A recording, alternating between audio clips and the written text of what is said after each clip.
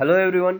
मेरा नाम है रोशन कुमार और इस वीडियो में मैं आप लोगों के लिए लेकर आया हूँ कुछ इंपॉर्टेंट क्वेश्चंस जो कि IBPS AFO agriculture field officer interview में पूछा जा सकता है। जिन लोगों ने एएफओ का रिटन क्लियर कर लिया और प्रिपरेशन कर रहे हैं इंटरव्यू के लिए, तो उनके लिए ये वीडियो है।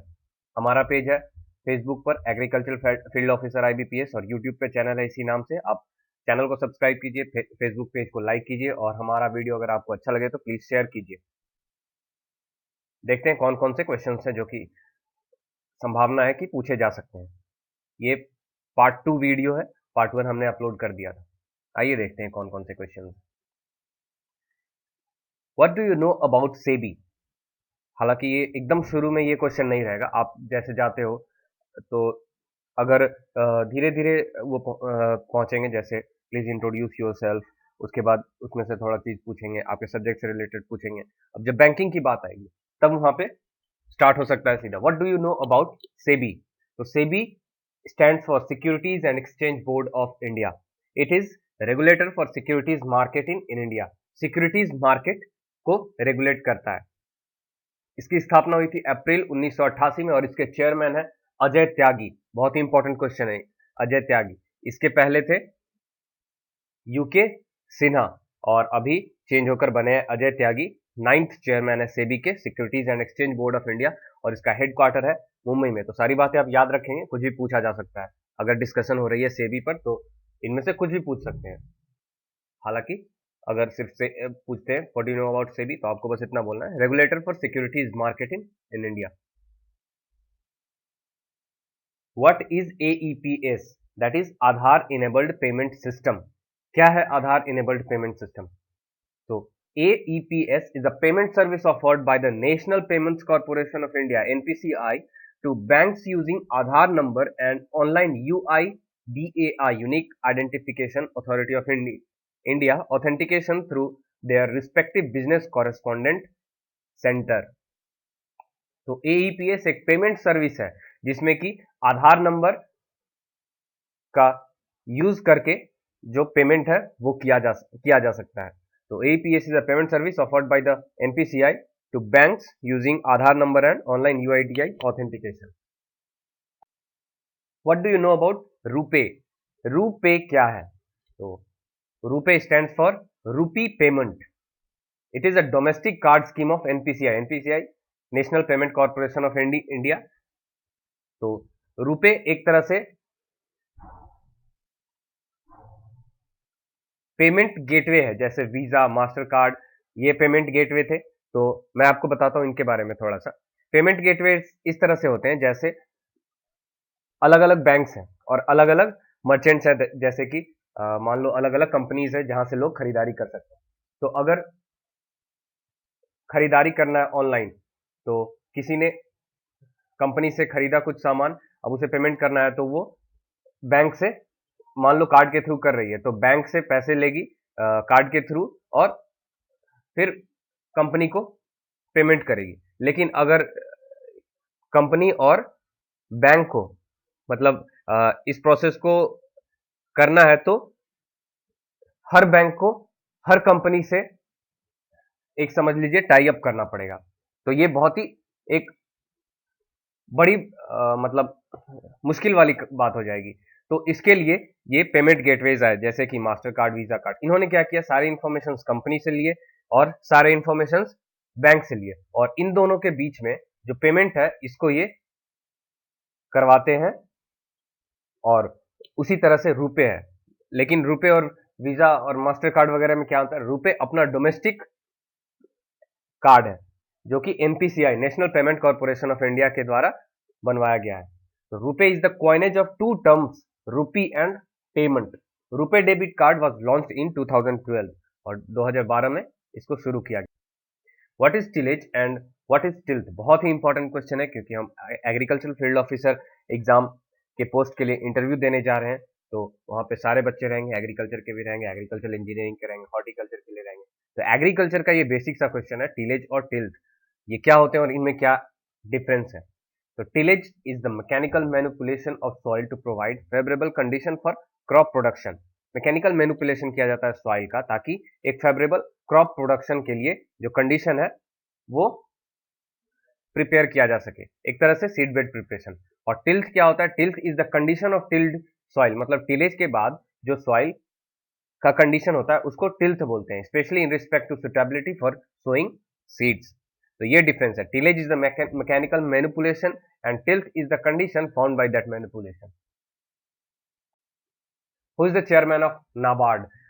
नाबार्ड से अगर कोई क्वेश्चन पूछा जाता है, उसके बाद थोड़ी बहुत भी डिस्कशन हुई, ये क्वेश्चन जरूर आएगा, who is the chairperson of NABARD? तो प्रेजेंट में नाबार्ड के चेयरपर्सन है वो है हर्ष कुमार भानवाला। इससे जुड़ी अलग बातें हैं वो भी आप याद कर लेंगे, जैसे नाबार्ड का हेडक्वार्टर है वो मुंबई में है और नाबार्ड की स्थापना हुई थी 12 जुलाई 1982 को।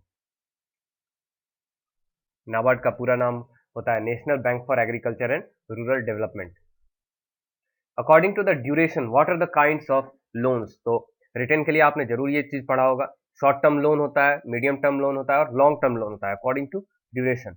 शॉर्ट टर्म लोन 1 साल तक के लिए जो होता है उसे शॉर्ट टर्म लोन बोलते हैं, medium term loan 1.5 to 5 year होता है और लॉन्ग टर्म 5 to 30 ईयर्स होता है, मतलब 30 साल से कम होता है।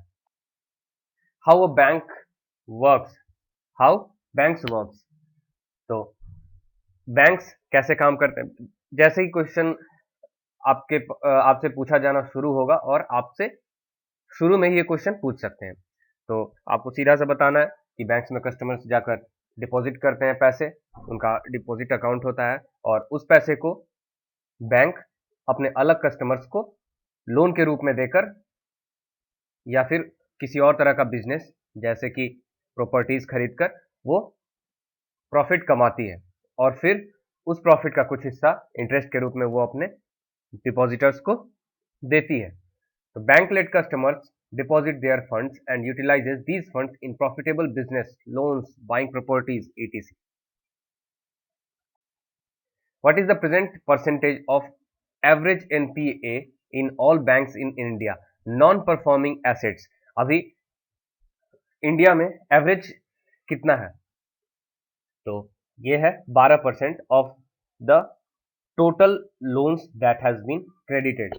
जितने भी लोन्स दिए गए हैं उसका 12% नॉन परफॉर्मिंग एसेट है। ये बहुत ही बड़ी कह सकते हैं कि बहुत बड़ी मात्रा है और इसके वजह से जैसे Punjab national bank, bank of Baroda, उनके बहुत ज़्यादा नॉन परफॉर्मिंग एसेट्स हैं, उन्होंने बहुत सारे loan as a non performing asset दे रखा है और इसकी वजह से गवर्नमेंट को काफ़ी नुकसान हो रहा है।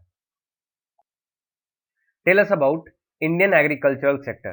तो यहाँ मैंने शॉर्ट में लिखा है, हालांकि आप इस क्वेश्चन को अच्छे से प्रिपेयर कर लेंगे क्योंकि since this exam is about agriculture, तो एग्रीकल्चर सेक्टर के बारे में क्वेश्चन पूछ सकते हैं। तो over 58% of the rural house hold, 58% से ज्यादा ग्रामीण क्षेत्र में रहने वाले जो परिवार हैं वो खेती से ही अपना जीविका चला रहे हैं। जो ग्रॉस वैल्यू एडेड है जीवीए, वो जीवीए एक्चुअली मैं बता दूं क्या होता है पहले, GDP plus NIT, net income tax. तो ये जीडीपी और एनआईटी का सम होता है ग्रॉस वैल्यू एडेड। तो 70% of the gross value added is contributed by agricultural sector during 2016-17. This was means predicted value 17% और जो जीडीपी में कंट्रीब्यूशन है वो भी अराउंड 17% है। India's gross domestic product is expected to grow at 7.1%, जहां की इंडिया का जीडीपी 7.1% ग्रो करने की संभावना है 2016-2017 में। वहीं पर agriculture GDP is expected to grow above trend at 4.1%. 4.1% grow करेगी जीडीपी, एग्रीकल्चर मतलब एग्रीकल्चरल जीडीपी, और ये संख्या में कितनी हुई 1.11 ट्रिलियन रुपीज। और ये डेटा दिया गया है सेंट्रल स्टैटिस्टिक्स ऑफिस CSO के द्वारा। What is the estimated GDP growth according to RBI and IMF? तो डिमोनेटाइजेशन की वजह से आप सब जानते हैं कि इन्होंने जो अपना एस्टिमेट दिया था जीडीपी ग्रोथ के लिए, आरबीआई ने भी IMF ने भी, तो इन लोगों ने थोड़ा थोड़ा उसे कम किया है। इनका कहना है कि शॉर्ट टर्म में जो है डिमोनेटाइजेशन की वजह से ग्रोथ अफेक्ट होगा, थोड़ा सा स्लो रहेगा।